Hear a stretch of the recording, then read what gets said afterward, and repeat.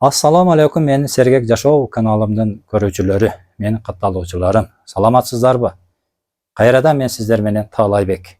Мен өткөн чыгарылышымда жерде жатканда белим ооруп калат деген боюнча сиздерге кыскача түшүндүрмө айтып кеткен элем. Эми мен бүгүнкү чыгарылышымда ошол жатканда бел ооруп калганда биз кандай көнүгүүлөрдү жасасак ошого жардам болот деген максатта эки көнүгүүдү сиздерге көрсөтүп кетким келет. Көнүгүүлөрдү көрсөтөрдөн алдын мен сиздерге бир маанилүү нерсени айтып койгум келет. Эгерде сиздердин кимиңиздер ошол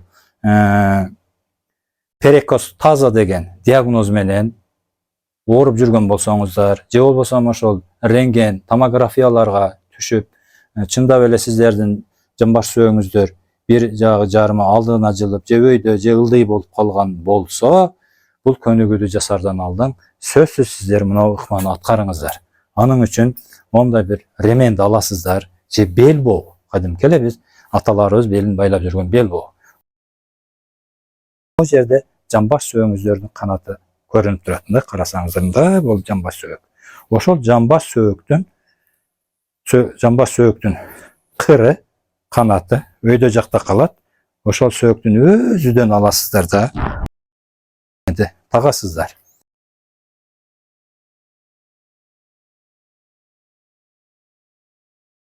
Hemen катуу кылып тартып аласыздар дагы, анан көнүгүүдү жасасаңыздар болот. А эгерде кимде мындай мээнет жок болсо, жөн эле перекос таза деген диагноз жок, эмгин башталгыч оорулары байкалып аткан болсо сиздерде, сиздер бул ыкманы жасабай эле койсоңуздар болот. Ремен такпай эле койсоңуздар болот. Ременди тагып жасайсыздар. Кимде ошондой жанагы рентген, томография снимокторду айтылган болсо. Эми мен ременди чечип коюп эле көнүгүүдү көрсөтөйүн. Мына ременди чечип коебуз. Ал көнүгүүдү жасарда мен мына кроваттын үстүгө чыгып көрсөтөм. Сиздер мына жерде паластын үстүндө жасасаңыздар деле болот. Бутту онда коюп, тизелеп турасыздар. Мына тизелеп, түз болуп, тулку бойду, белден өйдө жакты түз кармап турасыздар. Дем чыгарасыздар. Түз абалда отурасыздар. Дем аласыздар. Кайра көтөрүлөсүздөр. Дем чыгарасыздар. Түшөсүздөр. Дем аласыздар, көтөрүлөсүздөр. Дем чыгарасыздар. Түшөсүздөр. Мына ушул көнүгүүдү 15 жолудан 3 подходтон жасаңыздар. Бул жерде эмне өзгөрүү болот? Бул жерде биздин жанагы кече мен айтып кеткенмин, большой ягодичный мышца дегенбиз, мына жамбашыбыздагы эң чоң булчуң. Ошол булчуң мындай узатасыга, өйдөсүгө, ылдыйга карап чоюлуп жыйрылат. Ошол көнүгүү аткарылат. Мына сиздерге да бир нерсени эскертип кетейин. Мындай кармап отурганда тулку бойду, белден жогору жакта тулку бойду түз кармап отуруңуздар. Алдына карап эңкейип калбаңыздар. Арт жакка карап чалкалап калбаңыздар. Ушу түз бойдон отурган боюнча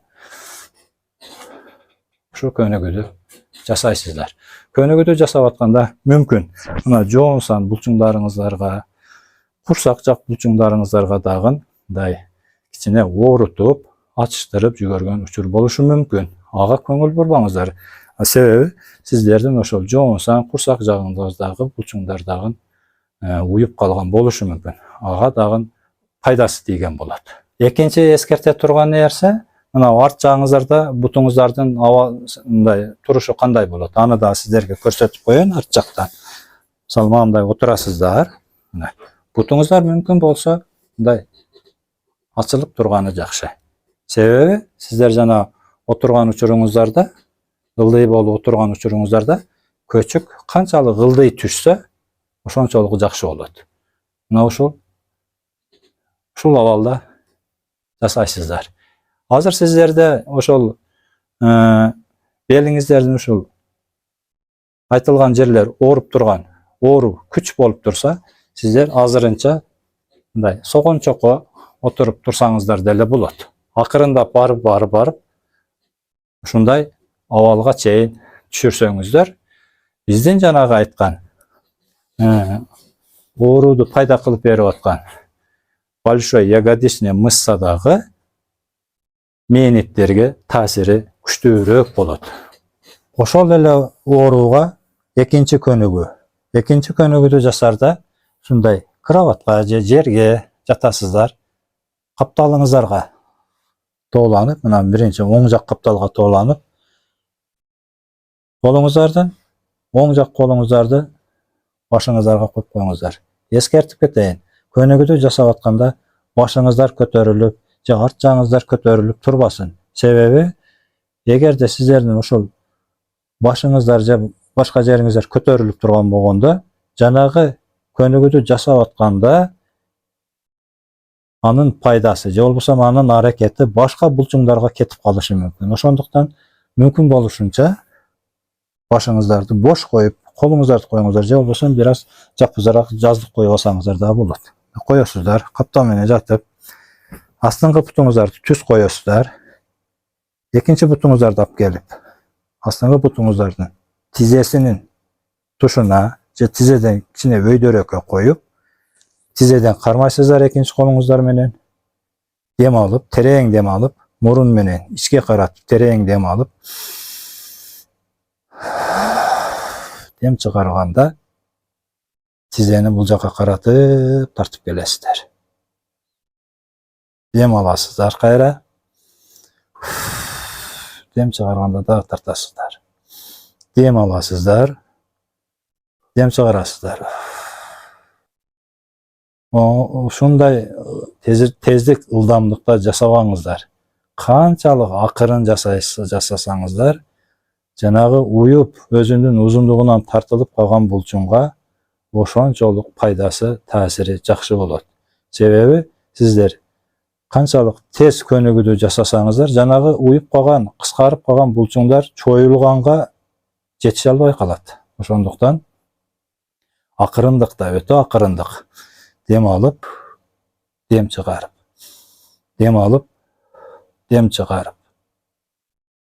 Ушул көнүгүүдү 15 жолудан бир жагыңыздарга, экинчи жагыңыздарга дагы айланып жатып, ал жакка дагы